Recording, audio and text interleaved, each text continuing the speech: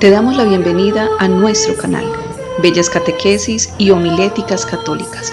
Te invitamos a suscribirte, darnos like, tocar la campanita y dejar tus comentarios.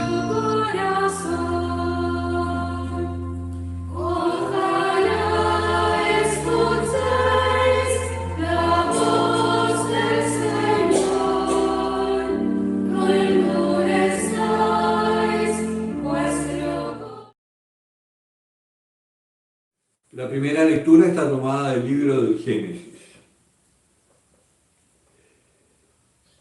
Israel amaba a José más que a todos los otros hijos porque le había nacido en la vejez y le hizo una túnica con mangas. Al ver sus hermanos que su padre lo prefería a todos los demás, empezaron a odiarlo y le negaban el saludo. Sus hermanos trashumaron a Siquem con los rebaños de su padre. Israel dijo a José: tus hermanos deben de estar con los rebaños en Siquem. Ven, te voy a mandar donde están ellos. José fue tras sus hermanos y los encontró en Dotán. Ellos lo vieron desde lejos y antes que se acercara, maquinaron su muerte. Se decían unos a otros: ahí viene el soñador. Vamos a matarlo y echarlo en un aljibe. Luego diremos que una fiera lo devoró. Veremos en qué paran sus sueños. Oyó esto Rubén, e intentando salvar a su hermano dijo: no le quitemos la vida. Y añadió: no derraméis sangre, echadlo en este aljibe aquí en Estepa, pero no pongáis la mano sobre él. Lo decía para librarlo de sus manos y devolverlo a su padre. Cuando llegó José al lugar donde estaban sus hermanos, lo sujetaron, le quitaron la túnica con manga que llevaba puesta, lo cogieron y lo echaron en un pozo. El pozo estaba vacío, sin agua. Luego se sentaron a comer y a levantar la vista vieron una caravana de ismaelitas que transportaban en camellos goma, bálsamo y resina de Galaad a Egipto. Judá propuso a sus hermanos: ¿qué sacaremos con matar a nuestro hermano y con tapar su sangre? Vamos a venderlo a los ismaelitas y no pongamos nuestras manos en él, que al fin es hermano nuestro y carne nuestra. Los hermanos aceptaron. Al pasar unos mercados medianitas, tiraron de su hermano y sacaron a José del pozo. Al pasar unos mercaderes madianitas, tiraron de su hermano y sacaron a José del pozo. Lo vendieron a unos ismaelitas por 20 monedas de plata. Estos se lo llevaron a José a Egipto. Palabra de Dios. Al salmo responsorial respondemos: recordad las maravillas que hizo el Señor. Llamó al hambre sobre aquella tierra cortando el sustento del pan. Por delante había enviado un hombre, a José, vendido como esclavo. Recordad las maravillas que hizo el Señor. Le trabaron los pies con grillos, le metieron el cuello en una argolla hasta que se cumplió su predicción y la palabra del Señor lo acreditó. Recordad las maravillas que hizo el Señor. El rey lo mandó desatar, el señor del pueblo le abrió la prisión, lo nombró administrador de su casa, señor de todas sus posesiones. Recordad las maravillas que hizo el Señor. Tanto amó Dios al mundo, que entregó a su unigénito. Todo el que cree en él tiene vida eterna. El Señor esté con vosotros. Del Evangelio de nuestro Señor Jesucristo, según San Mateo.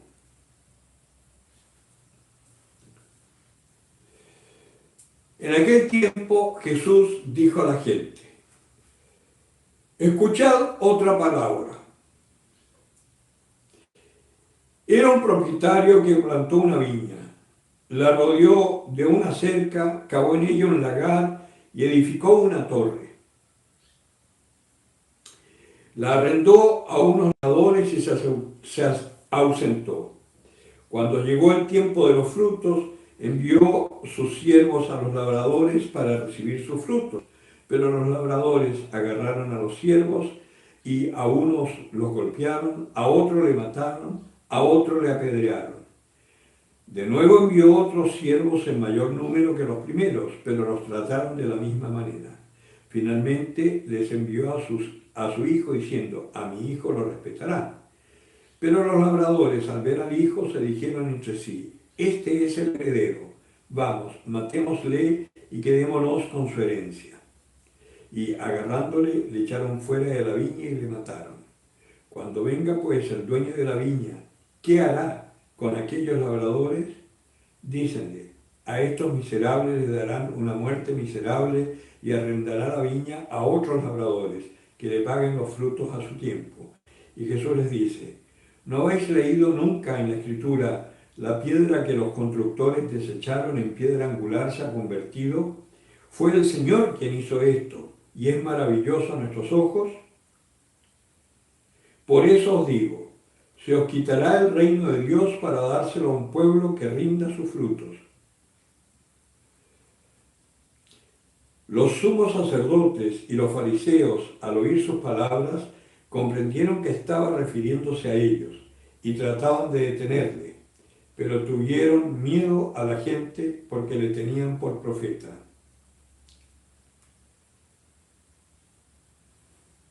Palabra del Señor. Yo no sé por qué se saltan un versículo que es importantísimo acá en el Evangelio, cuando el Señor, después de decirle que recuerden la palabra que la piedra de los constructores desecharon en piedra angular se ha convertido, que eso es un salmo que ellos, los judíos, cantaban mucho, que es el Salmo 117, ¿no? No he de morir, viviré para cantar las hazañas del Señor. Entonces, acá les está diciendo, por eso os digo, se os quitará el reino de Dios para dárselo a un pueblo que rinda su fruto. Y el que cayere sobre esta piedra se destrozará, y aquel sobre quien cayere le aplastará. Ese versículo se lo saltaron, cosa que es fundamental.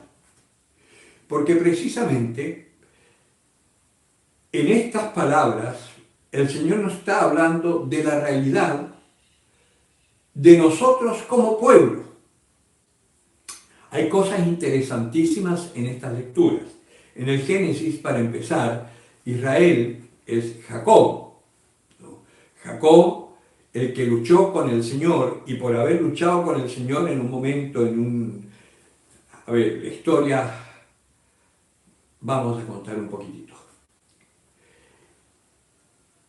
Jacob tenía un hermano, Esaú, que era el primogénito.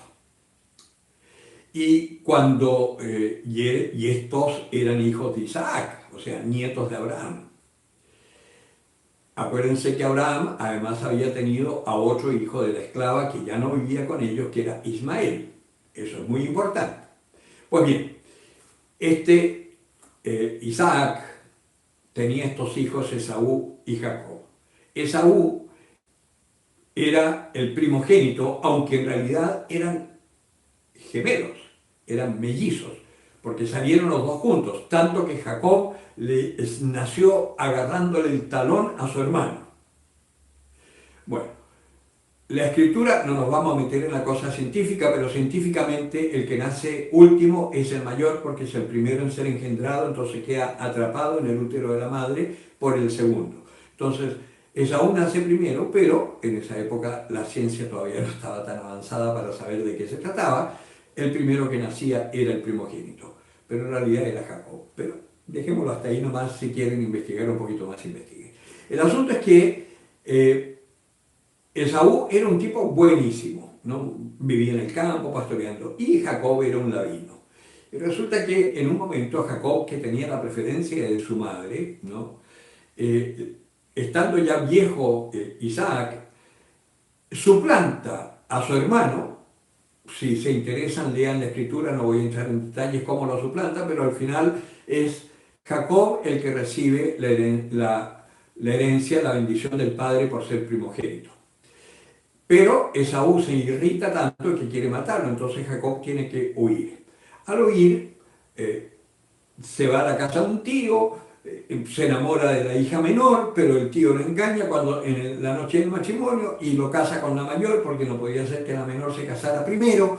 Y resulta que también él estafa a su tío ¿no? Y que además con la ayuda de Dios. Es toda una historia lindísima, así que por favor búsquenla en la escritura y léanla. El asunto es que Jacob tiene que huir también ahí porque su hermano quería matarlo y cruza, llega al vado de Yabok, cruza con su mujer y a su mujer toda su pertenencia y él se queda solo. Y esa noche tiene una lucha con un ángel. Pero cuando ya va a amanecer, él se da cuenta que ese ángel en realidad es Dios y lo agarra y no lo suelta. Y el ángel le dice, suéltame, que ya llega la aurora. Y le dice, no te soltaré si no me bendices. Entonces el ángel le golpea en el fémur, lo deja cojo, ¿no? Y le dice, ya no te llamarás más Jacob, te llamarás Israel porque eres fuerte con Dios, que eso es lo que significa Israel, fuerte con Dios. Pues bien, acá vemos que Israel tiene 12 hijos y el menor es el hijo de aquella que él amaba, que se lo tuvo en su vejez. Y resulta que José entonces como ha nacido en la vejez, por supuesto, era el hijo más querido y toda la cosa, y no es el hijo de la que amaba, el hijo de la que amaba era Benjamín, perdón, ahí me enredé yo. Pero entonces José, que era el menor de sus hermanos, de la mayor, ¿no? de la esposa mayor de Israel, va donde su hermano y sus hermanos que le tienen envidia porque tenía un don, que él tenía sueños que eran presagios, que eran profecías, y los hermanos le tenían un celo feroz. Y fíjense, ¿a quiénes se los venden? A los ismaelitas, es decir, a los descendientes de Ismael. Es decir, se lo vende, por así decir, a sus primos,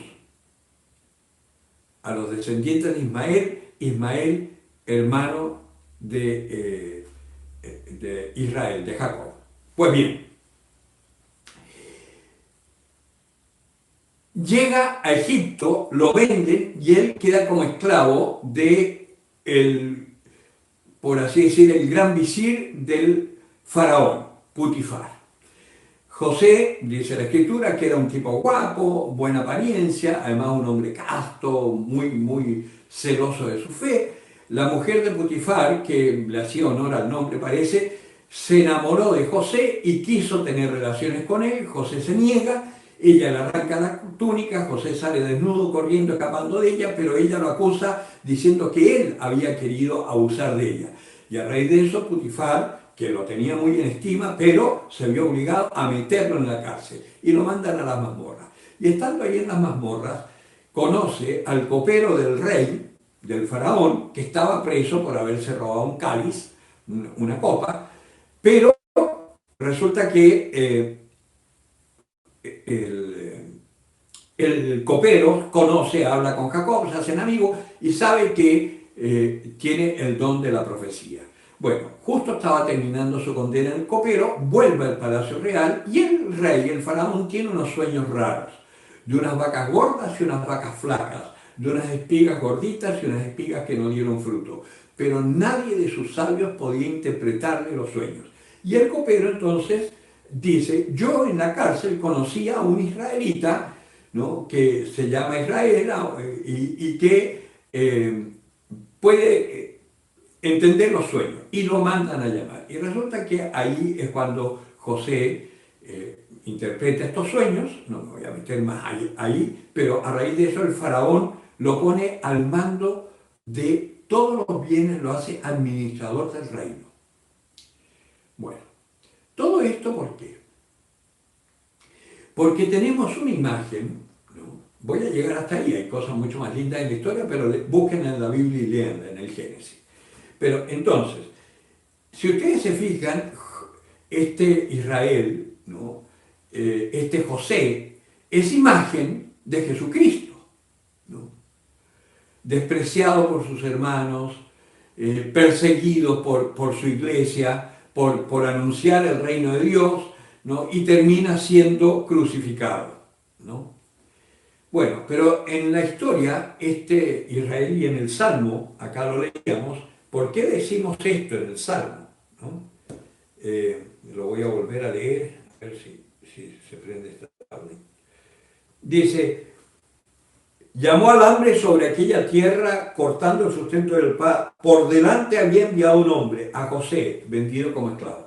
Porque José, al interpretar los sueños y ponerse al mando de los bienes, hizo acopio de grano para los años flacos. Estas 7 vacas flacas y las 7 vacas gordas significaba que era un tiempo de abundancia primero y luego iba a haber un tiempo de carestía. Lo mismo las espigas gordas y las espigas flacas. Entonces, a raíz de eso, él hizo acopio de grano y cuando vino realmente los 7 años de sequía y de carestía en el mundo entero, Egipto estaba fuerte hasta el punto que podía alimentar a los pueblos vecinos. Pues bien, así como José, de haber sido vendido como esclavo, terminó siendo el administrador del faraón y el salvador de su pueblo, de esa misma forma Jesucristo, ¿no? Por eso José es como una figura de Jesucristo, al ser sacrificado, entregado por su pueblo, por sus propios hermanos. No tenemos más rey que el César, decían, ¿no? Y desprecian al rey de los judíos. Pues bien, siendo entregado por sus hermanos, muere, que es como ir a las mazmorras, por eso decimos que bajó hasta el infierno, ¿no? Pero resucitó, es decir, fue liberado. ¿Para qué? Para la salvación de los hombres. Y por eso nosotros nos podemos alegrar y en este tiempo de Cuaresma nos preparamos viendo nuestro mal, viendo todas las traiciones que hemos hecho, cómo hemos matado a nuestros hermanos con nuestros pensamientos, cómo estamos llenos de juicio, cómo no podemos perdonar al que nos hizo daño, etcétera. Nos metemos en esto ¿por qué? Para poder resucitar con Él, para poder salir de estas tinieblas de nuestra vida y resucitar con el Señor. Si se fijan en el Evangelio, la parábola que dice Jesucristo es una parábola que se refiere a Él, ¿no? Dice que había un propietario que plantó una viña, Dios que se escoge a su pueblo, ¿no? Que le da a unos personajes para que la administren, la viña. Esos personajes eran los fariseos, ¿no? Los sacerdotes que tenían el culto en Israel. Habían otra secta de sacerdotes, los saduceos, pero esos no creían en la resurrección. Bueno, y resulta que estos no aceptan a Jesucristo, no saben reconocer al Hijo de Dios, al dueño de la viña que llega, ¿no? Y lo matan. Así como mataron anteriormente a los profetas, a Jeremías, que lo perseguían, en fin, porque el Señor dice en las bienaventuranzas, bienaventurados seréis cuando os persigan, digan toda clase de mal contra vosotros por mi causa. Alegraos y regocijaos porque eso mismo hicieron con los profetas anteriores a vosotros. Que eso es lo que hizo el pueblo. Y si ustedes se fijan, hoy también, cualquiera que quiera hablar un poco del demonio, que quiera hablar de esta libertad para que el pueblo de Dios se atreva a vivir conforme a la voluntad, la misma jerarquía de la iglesia está encerrada, callada y ocultada, ¿no? Y al que habla con libertad lo persigue la misma iglesia. Y la misma iglesia está metida en las mismas estupideces de los fariseos, que la cosa social, que eso no está mal, pero eso no es lo fundamental, ¿no? Acá en Chile por lo menos se llenan la boca porque abrieron las iglesias para acoger a los inmigrantes en el invierno pasado, ¿no? Pero nunca les hablaron de Jesucristo. Entonces al final la iglesia es como la tía rica, que uno va a pedirle la plata, a pedirle cositas, pero Dios no aparece por ningún lado. No los evangelizan, no se aprovecha ese momento. Y si uno lo quiere hacer, lo tapan. La pastoral del catecumenado es tremendamente perseguida, que en Chile es pobrísima. ¿Por qué? Porque no se abren a eso. Y en Chile es el único país en América donde no hay un seminario Redentoris Mater, de los que fundó San Juan Pablo II. Las vocaciones que nacen de esta pastoral tienen que ir a Perú a estudiar, porque hay un solo obispo que pidió eso, el obispo que está en Iquique, ¿no? Y tienen que ir a estudiar a Perú. Y en Chile, todos los días hay un cura que deserta. Yo estuve ahora en Puerto Montt y 2 curas dejaron el ministerio, ¿no? Chile está pagando el pecado de no haber aceptado la voluntad de Dios en esta pastoral que les resulta rara y que no tiene nada que ver aparentemente con la cosa social, aunque es una pastoral que es una promoción de la familia extraordinaria, de los pobres, que rompe las barreras entre ricos y pobres, y es la pastoral más familiar que existe, porque están los abuelos, los padres, los hijos, los nietos y los bisnietos. Todos quieren estar en el camino que iniciaron sus progenitores, porque se dan cuenta que eso les da la vida. Así que más familiar no puede ser. Sin embargo, no se la acepta. Lo mismo que pasó con Jesucristo. Pero ¿cuál es la maravilla? Que en este tiempo de crisis, en estos momentos en donde no se sabe para dónde mirar, hay unas pequeñas comunidades parroquiales que están firmes en la fe y que se reúnen como sea, aunque sea a través de Zoom, mientras no se pueda, e incluso cuando se puede el aforo de 5, 5 se reúnen. Si es de 10, 10 se reúnen. Si es de 25, 25 se reúnen. Pero no dejan de estar intentando vivir como un pueblo de Dios, para hacer luz para las naciones. Y eso es lo que pasa con los que siguen al Señor. Por eso el Señor le dice, la piedra que desecharon los arquitectos es ahora la piedra angular. Y es el Señor quien lo ha hecho y ha sido un milagro patente. Pues bien, esta piedra desechada, que es Jesucristo, está en su iglesia. Y esta pastoral que es desechada es la pastoral que a la larga va a sostener a la iglesia. Porque es una de las pastorales que existen o de las realidades que surgen del Concilio Vaticano II, que notablemente son las únicas que están activas hoy. Focolares, Sodalicio de Vida Cristiana, y eso que han sido atacados, ¿no? Chiara Lubich murió hace mucho tiempo, pero sigue viva su carisma. Sodalicio de Vida Cristiana han atacado al fundador por escándalo y todo, pero sigue fuerte. Los legionarios de Cristo también a Maciel lo atacaron, y claro que cayó y cometió un pecado gordo porque se dejó tentar por el Señor, pero su pastoral es de Dios, sigue fuerte, comunión y liberación, etc. El neocatecumenado, los carismáticos, son todas realidades que son producto del Concilio Vaticano II y que ahí están fuertes, trabajando por la fe de la gente. Son las que están dando frutos. Y curiosamente, son las que son despreciadas. Por algo es. Pues bien, el Señor acá dice, a estos les arrebataré su viña y se la daré a otros que sean buenos administradores. Y hay una profecía, que en estos tiempos de crisis, ¿no?, va a haber un pequeño resto. El Papa Benedicto ya lo decía hace mucho tiempo, la iglesia del futuro va a ser una iglesia pequeña, pobre, humilde. Probablemente ni siquiera tendremos templos, porque terminarán de quemarlos los que odian a Dios, los que están gobernando al mundo entre las sombras. No importa, porque la iglesia no tiene que ver con estas cuatro paredes. Yo estoy en esta capillita preciosa, capaz que de esto no quede nada algún día. Pero la iglesia somos nosotros. Y mientras, y lo dije ya una vez y lo repito, mientras haya un cristiano que tenga fe y que anuncie el amor de Dios, la iglesia está presente. Y la iglesia, hay una profecía del Señor que dice que las puertas del infierno no prevalecerán. El nuevo orden universal no podrá destruir a la iglesia. Los masones no podrán triunfar sobre la iglesia. Los comunistas no podrán triunfar contra la iglesia. Los ateos no podrán. Y los ismaelitas tampoco. Los ismaelitas son los musulmanes. Son los que renegaron del Dios de Israel por una cosa netamente comercial. Lean la historia de Mahoma, lean la historia de Ali. Por eso, hermanos, ánimo. Esta palabra es fuerte, es durísima, pero nos llama seriamente a conversión. No seamos necios.